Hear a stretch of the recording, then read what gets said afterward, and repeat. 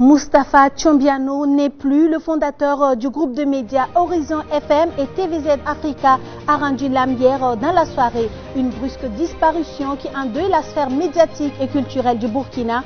Aujourd'hui, la nation est reconnaissante à l'homme aux 1000 idées. Des Burkinabés émus lui rendent hommage, à suivre dans un instant. Et on reparle des mesures sociales prises par le chef de l'État pour accompagner les populations dans le contexte de crise du Covid-19. Le gouvernement a annoncé aujourd'hui les détails des efforts de l'État dans le secteur de l'eau. Des précisions censées éclairer les lanternes des populations qui attendaient jusqu'à-là d'en savoir plus sur les modalités de mise en œuvre des annonces présidentielles. Vous entendrez dans cette édition le ministre de l'eau. L'Afrique pourrait perdre 20 millions d'emplois à cause du coronavirus, anticipe une étude de l'Union africaine. Des emplois aussi bien du secteur formel qu'informel sont menacés de destruction si la situation devait persister. Les États dont l'économie repose largement sur le tourisme ou la production pétrolière sont les plus exposés à cette crise. À suivre dans quelques instants les grandes lignes de ce rapport. Voilà pour les titres du 20h de LCA. Bonsoir et merci de nous suivre. Moustapha Labli Tchombiano a cassé son micro hier à l'âge de 71 ans. C'est une célébrité qui a connu plusieurs vies. Le musicien, le promoteur culturel, le communicateur, le voici ici sur une affiche des Dinarous, un groupe musical qui a fait long feu dans les années 1969. De Ouagadougou à Abidjan et dans toute la sous-région, ainsi qu'aux États-Unis où il a vécu 18 ans, où il a travaillé comme animateur dans la radio de Stevie Wonder. Il a côtoyé les grandes stars de la musique dont Jimmy Cliff qu'il amènera plus tard au Burkina, Alpha Blondy et autres. Sous la Révolution, il revient au Berkaya où il fonde la première radio libre d'Afrique. Il se révèle être un génie, un homme aux 1000 idées. Retour sur une vie exceptionnelle avec ce portrait signé Alain Koulibaly. Le chapeau sur la tête, l'air hagard, ce natif de la cité de Yindabli a su marquer son existence et donner vie à ses rêves. L'homme aux 1000 idées, comme l'ont surnommé ses pairs, Moustapha Labli Tchombiano a marqué la sphère socio-culturelle de son empreinte. Pionnier de la radio privée du continent africain, il crée la radio Horizon FM dans les années 1990, faisant d'elle la première radio privée d'Afrique. Un média qu'il va élargir quelques années plus tard avec une chaîne de télévision TVZ Africa. En 1993, Moustapha Tchombiano initie le tout premier concours de beauté au Burkina Faso, Miss Burkina. Un événement qui fera la pluie et le beau temps sous sa coupe avant qu'il ne la cède à d'autres organisateurs. Monsieur Milidé est aussi à la base du Ramo, le rallye moto de Ouagadougou, véritable festival de cascade d'engins à 2 roues qui a su drainer du monde dans la capitale et dans plusieurs autres villes du pays. L'homme de culture qu'il incarnait a su donner sa contribution à la musique burkinabé à travers plusieurs compositions musicales. On se souvient encore de son titre Lola.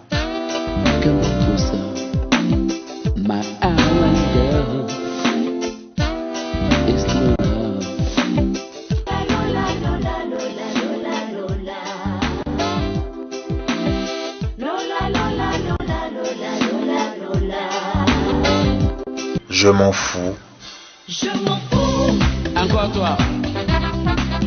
Je m'en fous. Miss, je m'en fous. Je m'en fous. Ah bon? Je m'en fous. Ah bon? Autant de titres qui ont su égayer les mélomanes burkinabés. Moustapha Labli Tchombiano a déposé à jamais son micro dans la journée du 6 avril 2020 des suites d'une courte maladie. L'homme aurait vécu utile au vu de ses nombreuses réalisations.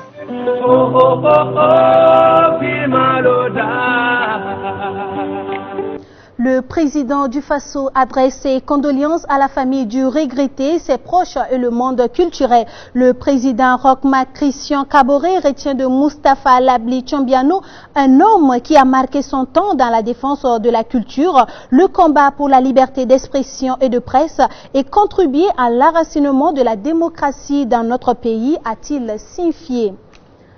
Dans les journaux et sur les réseaux sociaux, les hommages se multiplient. Elles viennent de personnalités ordinaires et de citoyens ordinaires. Chacun évoque un souvenir de Moustapha Labli Tchombiano, un haut fait de l'homme qui a fait progresser la liberté de presse et la démocratie au Burkina Faso. Benjamin Kwame. Bonsoir tout le monde.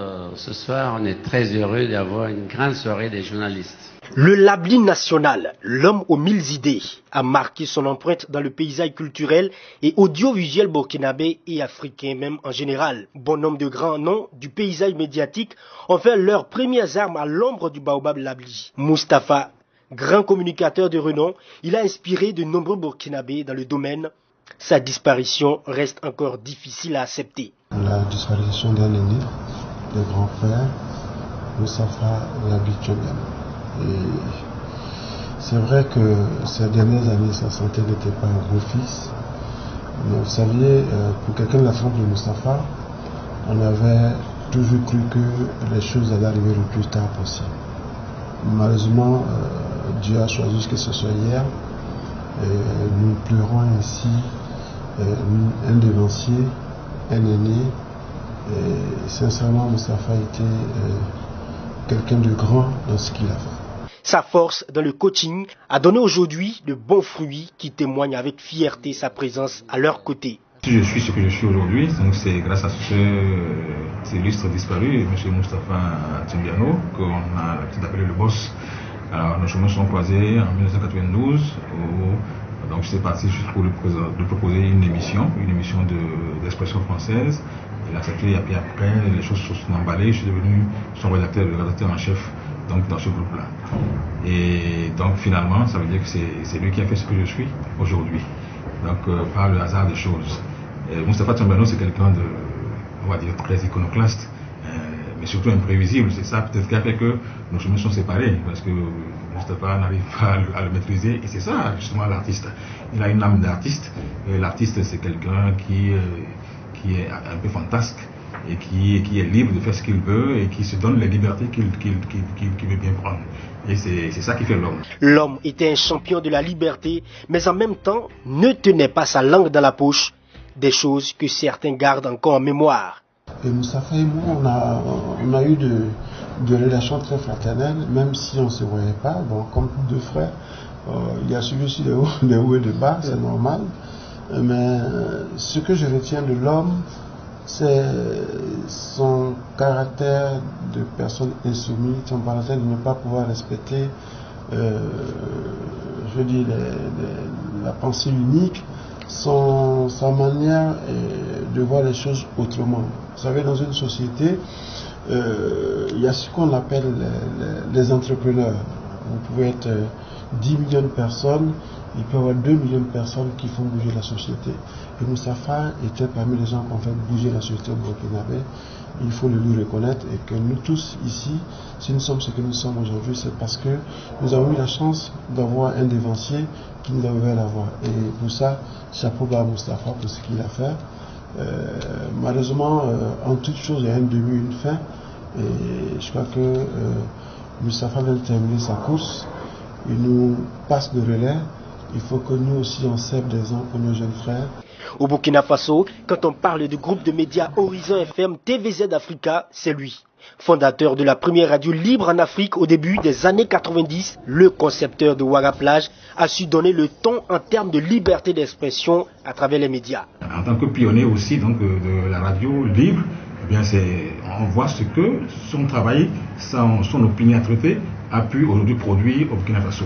Donc Moustapha Tchombiano restera jamais gravé dans tout ce qui est défense de la liberté, promotion de l'expression libre et aujourd'hui, on va dire libération des peuples africains. Donc ce qu'il a fait n'est pas anodin.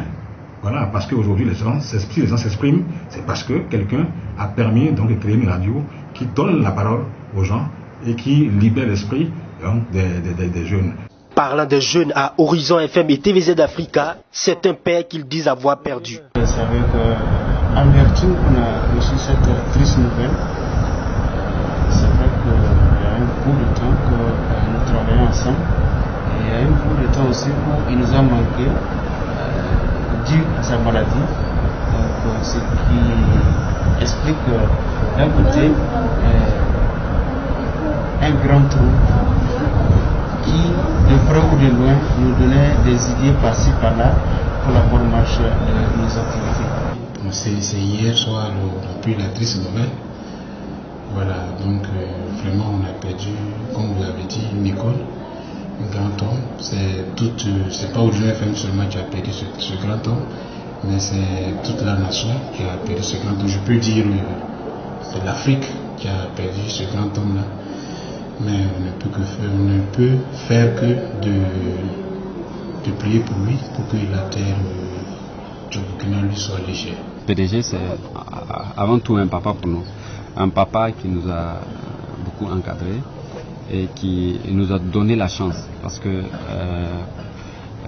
moi je suis venu dans la communication, je dirais, par sa volonté, parce que je suis sociologue de formation. Parce que Moustapha, c'était un homme aussi qui était très objectif. Quand tu es bon, il peut ne pas t'aimer aujourd'hui, mais demain il va t'aimer. La petite anecdote, c'est que moi, il m'a renvoyé un jour à 10h et il m'a réintégré encore à 10h45. Voilà, il m'a renvoyé parce que je n'ai pas respecté un principe rédactionnel. Et ce qui s'est passé, c'est que je suis rentré à la maison. Et pendant que j'étais à la maison, il me rappelle, il me dit Blaise, tu es où? J'ai un problème avec mon téléphone. J'ai dit, mais comme je suis renvoyé, bon, je ne travaille plus, donc vous m'avez renvoyé. Il m'a dit non, c'est moi qui t'ai renvoyé, c'est moi qui te réintègre. Reviens résoudre mon problème.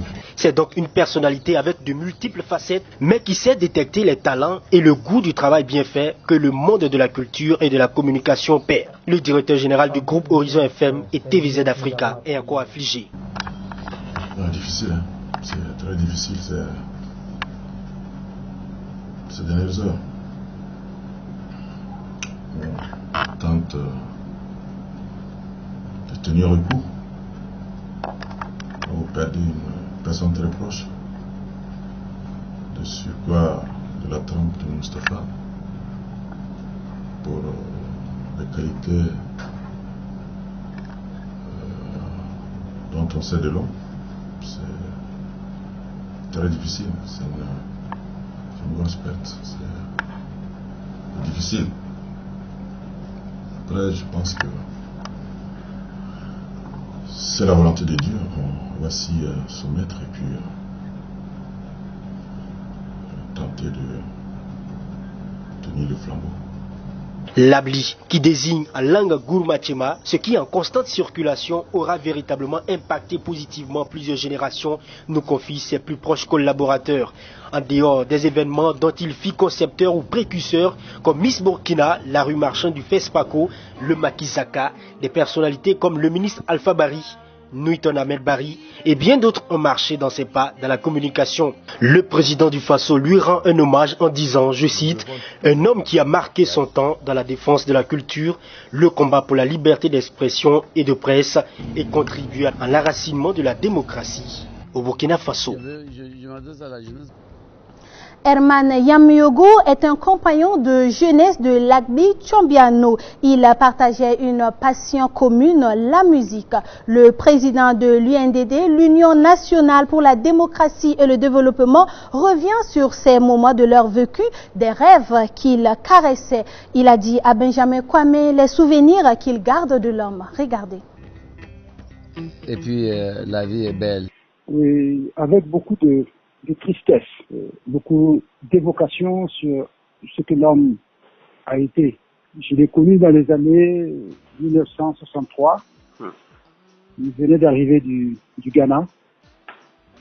Il habitait vers la base militaire, dans le prolongement de la rue où se trouvait Amidou Bansé avec son orchestre. Cet engouement pour la musique nous a menés à discuter, à faire connaissance. Et c'est comme ça que c'est parti l'amitié, c'est comme ça que c'est parti le travail pour constituer l'orchestre.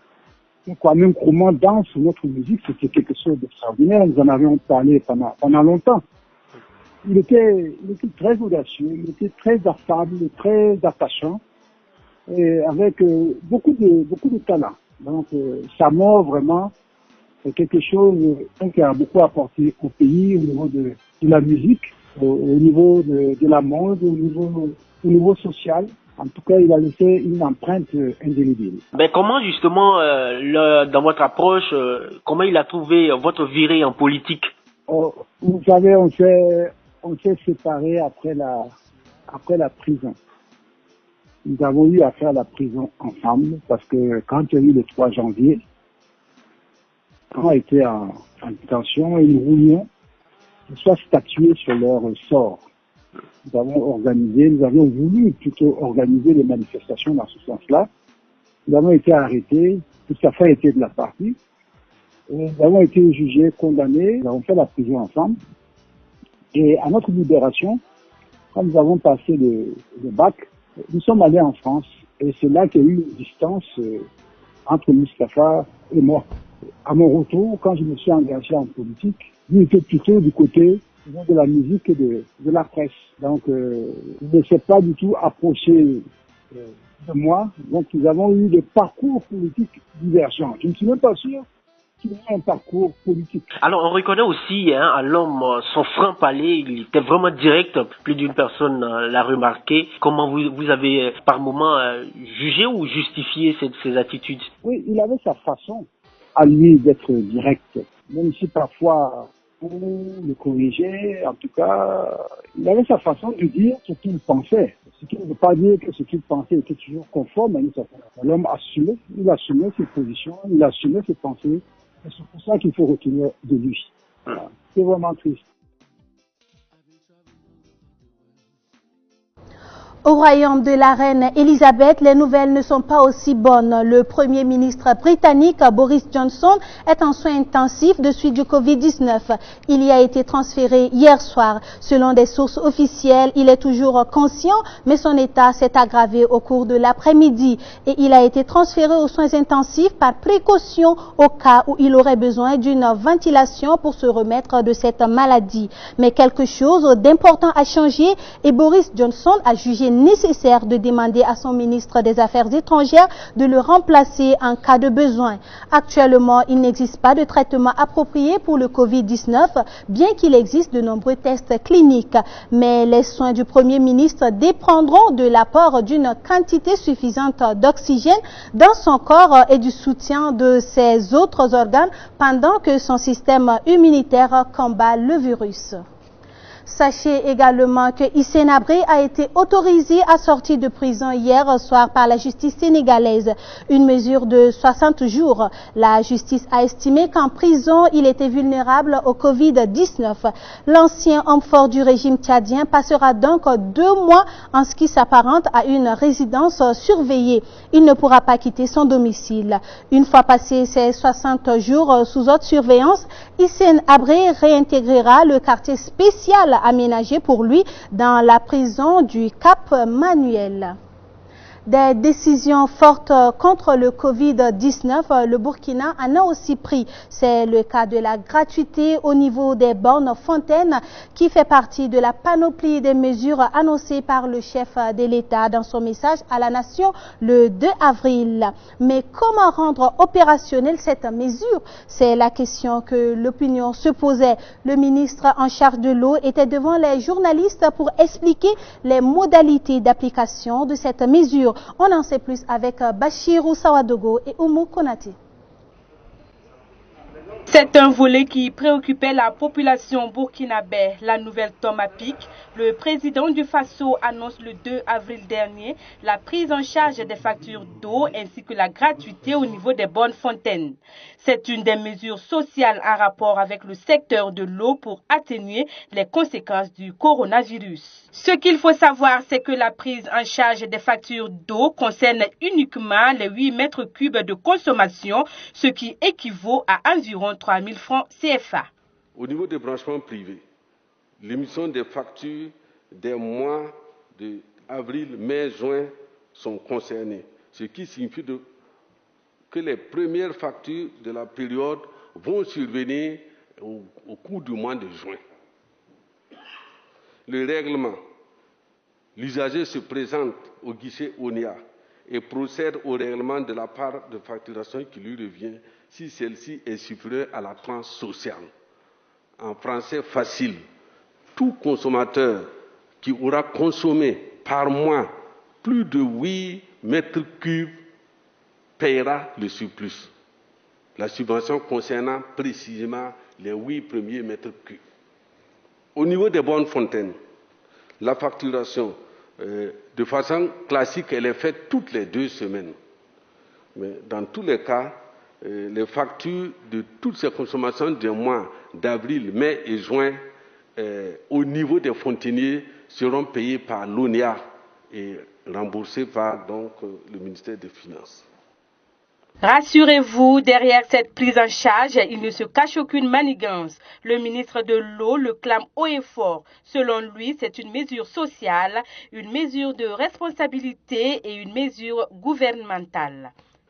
Aucune disposition, aucune perspective, aucun calcul n'est fait pour récupérer quoi que ce soit à quelque niveau que ce soit de façon financière ou que ce soit de façon politique. Ça aussi c'est clair, parce que je ne vois pas comment